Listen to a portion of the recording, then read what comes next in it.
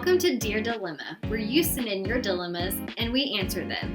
Do you need an outside perspective? Advice anonymously? We're here to help. I'm Brooke. And I'm Hannah. And this is Dear Dilemma.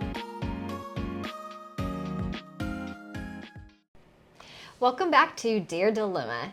On today's topic, we are discussing social anxiety because we all know mental health is become a larger topic and it's not as quiet and sensitive anymore as it used to be. So today's topic, social anxiety, and Hannah, take it away because I don't have a ton. I think that's okay. I mean, I was actually going to say, I feel like some people have like very small portions of social anxiety, and then you have these other people that have full-blown chatty little box over here. I'll You talk to are. anybody. I make friends everywhere I go. But you do have some people that are like full-blown panic attacks, Yep. can't go into public. But I think, I'll tell you mine. yeah, go ahead. I do have seasonal depression. It's only day 2 of being cold, and I don't want to leave my house. So y'all are lucky I got here. It's bad. But mine is just like, and people are like, well, she doesn't have one, which is true. I don't. I'm blessed. I will say I'm sure it'll hit me at some point. So Maybe when you're like 80. You're like, something's going to happen. I can't go in public. I'm at the nursing home. Like, I can't go down the hall. My little social anxiety is I can.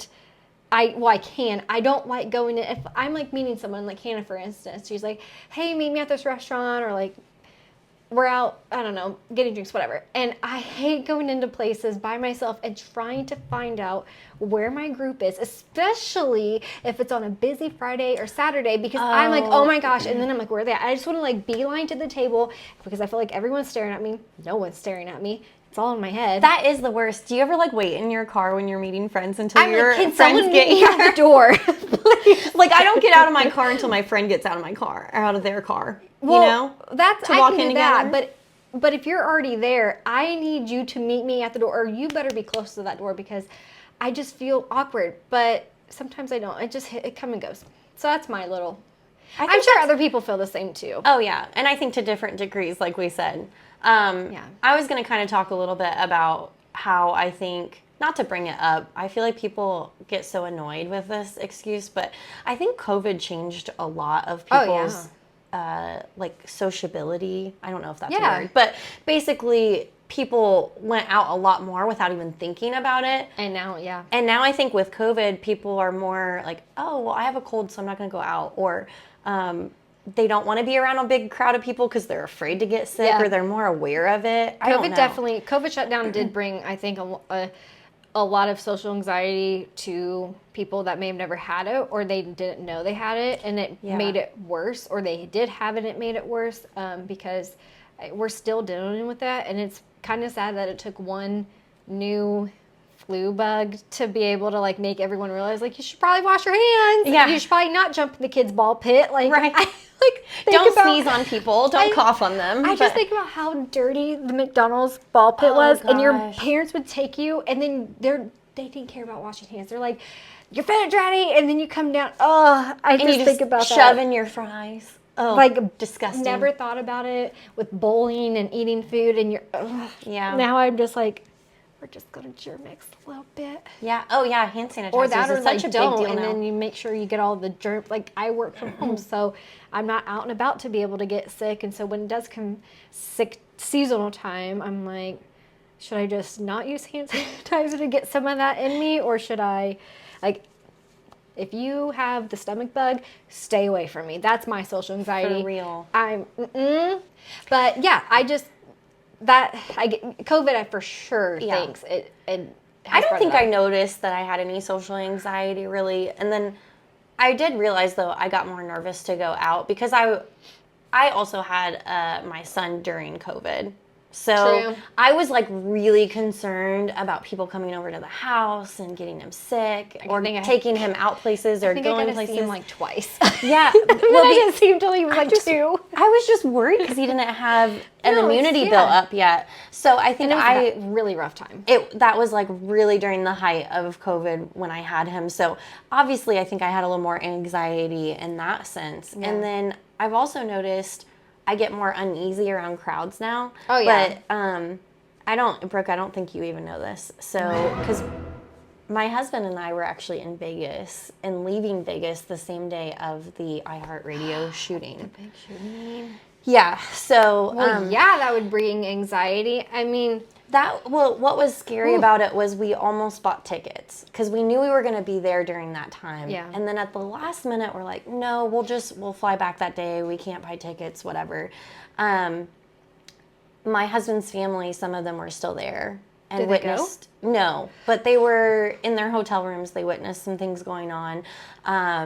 My husband and I, we were flying back home that same day, like when all that was happening. And I had so many of my extended family members that knew we were in Vegas, but didn't know like when our flight was or anything like that. So we're on the plane flying home. I was going to ask you, like, did you get blown up? I got blown up with messages. That is not probably the best way to say that. I meant to say, my phone. Was your phone blowed? That's funny. So, were you on the plane when this all went down, or were your family, were you able to, when did you find out all this happened? I can't remember the exact time frame, but basically my husband and I were on the plane, and we were, like, out of phone service. Yeah. When I think... They were not flying Delta. Yeah, I don't remember. Delta has Wi-Fi, and you can text. Oh, yeah. Well, that might have been before that. Legion. It was, like, a lot of years ago. But... I think that a lot of my family members realized that and knew that we were in Vegas, but they didn't know when we were flying home or anything like that. So a lot of them reached out to me, like Facebook, text messages, all these things going on. Because by the time the public found out, that was like when we were out of cell service. Oh, of course. So of course, like all these people are finding out, and they're like, "Oh my God, are you still in Vegas? Are you okay?" And then you're not answering. I'm not answering because we're on the flight. Yeah. And so when I got home, I was just kind of freaked out. Really, like, I mean, obviously. Did you find out like as soon as you landed, like pulled up your phone and then? Yeah, I think it was like media? very soon after, because I think even people were like, my husband's family was like reaching out to us like, hey, did you land safe? Like all these things. Yeah. Because they were seeing some things. But anyways, I think that woke me up to just how precious life is, because I didn't realize, we could have just very easily went to that concert. We had thought about it. We almost bought tickets. Yeah. And... Well, it happens my heart everywhere goes now. out to those people. Oh, 100%. And it just hurts so bad that they just went to this concert. To have fun. Unfortunately.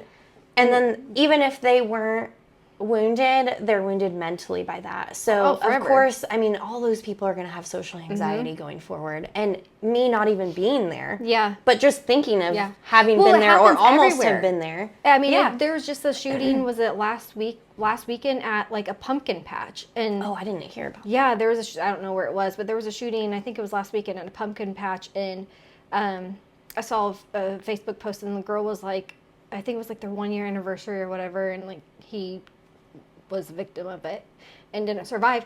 And I mean, it happens at groceries. You can't even have road rage anymore because you don't know if you're going to get shot or followed home.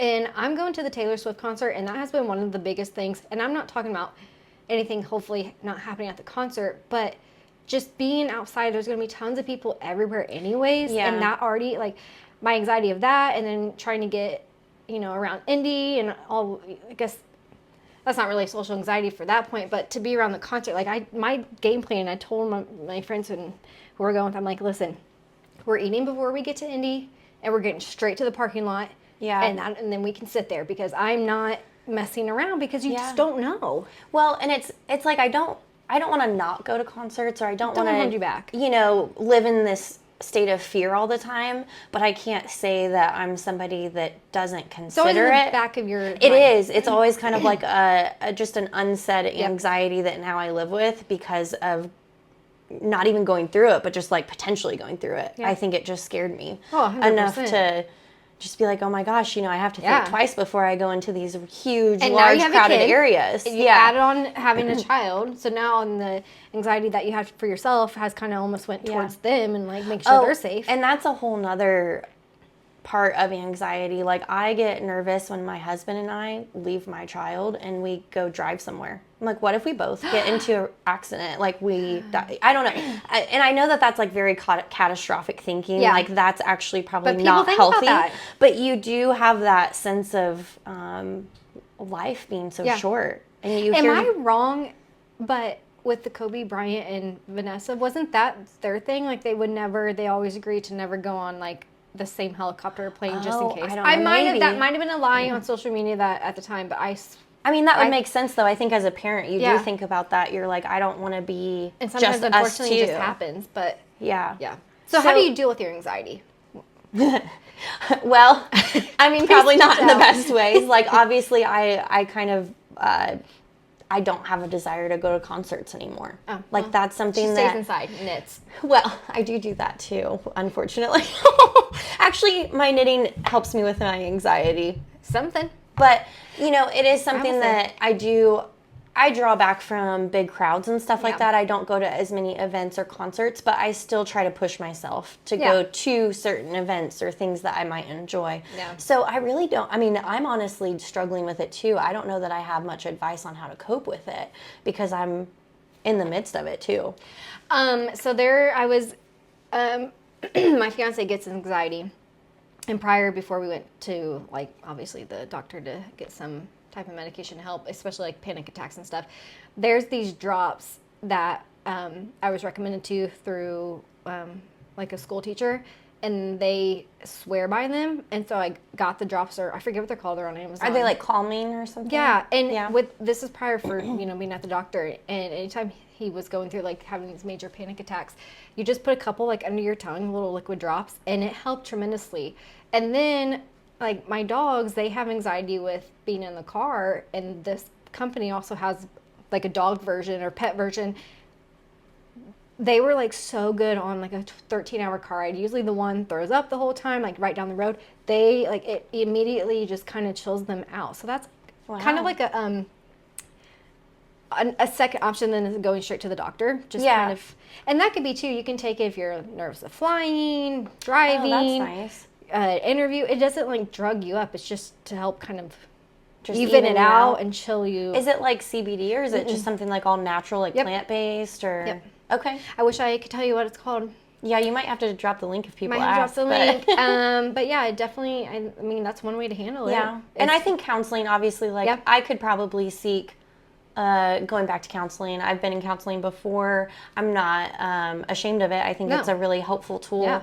I think everybody should explore that as an option. But I've not felt like it severely impacts my ability to just like live and enjoy and have fun. Yeah. But if it was having panic attacks, like you said, you know, your fiance deals with, then, you know, counseling, possibly medication, things like that would probably help. There are those kind of on-hand emergency type of medication where you may not need to take it every day, but it's definitely something that if you feel like you could have a panic attack or your anxiety is going to be bad, and it helps kind of just make it a little bit, calm you down and ease it out a little bit. So, and I know there's like breathing techniques out there and different things that you can do. But like, you know, in your situation, you just have to have your friend going with you, or, you know, make sure that you have a buddy, which isn't a bad idea anyways, because in our world today, it's probably good to just always have a buddy with you. If I get kidnapped, they're going to drop me back off anyways. They're just going to go around the block and say, not this one. Not this one. Not her. Not me. So yeah, there's definitely a ton of different methods to help with social anxiety. You just kind of have to find what resource works for you. Yeah. And if that's kind of like stepping back a little bit from having not fun, but like not attending concerts and stuff, majority of these major concerts are going to get put on Disney Plus or Hulu anyways, like as a documentary, so you're still going to be able to see it. That's a good point you just kind of have to kind of figure out what works best for you, where it doesn't ruin your life completely, and you kind of can work with it. So. And seek those different alternatives to help you cope. But if you, if anybody else has stories to share with their social anxiety, or you know, what they experience, or things that they would give as an advice for people going through social anxiety. Comment below. Yeah, because Brooke and I only have our only personal experiences on maybe how to deal with that, but maybe other people have other suggestions that would be more helpful. Yeah, and it just gives us an idea as well if someone, maybe one of your friends or family that doesn't have anxiety, they don't know how to cope with it when you are having kind of an anxiety attack, so it also would help someone like me to kind of better understand. So drop your comments below, and we hope you all have a great week, and stay tuned for next week because it is Halloween! It's spooky season and spooky episodes. So we're having a spooky week for next Tuesday and Thursday's video, as Thursday's video drops on Halloween. Don't worry, it's not going to get too crazy, too creepy. I do love my crime podcasts and stuff, but that is not us. So yeah, we're just going to have a little bit of a actual true little stories to tell. And if you have a story to tell, please go to our Instagram at Dear Dilemma Official. We'll have a link for you to input your spooky story, whether it's you have a ghost story that you've had an interaction with, or something you just cannot explain, like this just does not, I don't know how this happened and I've tried. Please drop it in, because we would love to get your story on for next week's episodes. And we might even, if we end up getting more than what we have right now, we might carry it into the following week. So we always like to add in an extra fun video. So well, we'll see you next week.